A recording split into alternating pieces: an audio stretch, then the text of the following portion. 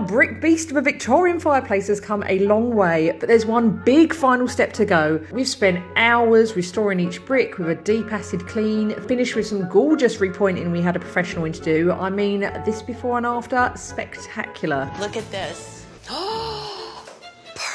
And now the final boss, sealing in the bricks. This will stop them getting dirty and just dust-proof them so nothing can flake off into the room. Poured out the forbidden milk and just use a simple brush to coat the whole thing. And this was such an easy DIY. I would recommend if you've got a similar exposed brick situation. I did try it with a roller, but it just wasn't for me, okay? I'm sticking to the brush. I was a bit worried at first that it was going to permanently darken the mortar colour, but it looks just as it did before, but with a slight sheen in some lights. So now the fireplace is officially done. What next? Let's take a moment for the outside because we now have a roof back on the house. Our massive dormer is officially covered and she's a sleek and smart anthracite dream. And remember the front catastrophe? Well, the glow up is glowing. We've got big windows letting all that light in, and I can't believe the roofing chapter is over. Big slay. Back indoors I got with a few small jobs like Osmo oiling this oak door, the entrance to the whole room. This is kind of similar to the brick ceiling, just means that any dust or dirt will slide straight off. But days later this door had to be taken off because guess what's happened, Huns? The room isn't only rebuilt, but there might even be plaster on the walls. Get ready for a big reveal in part 10.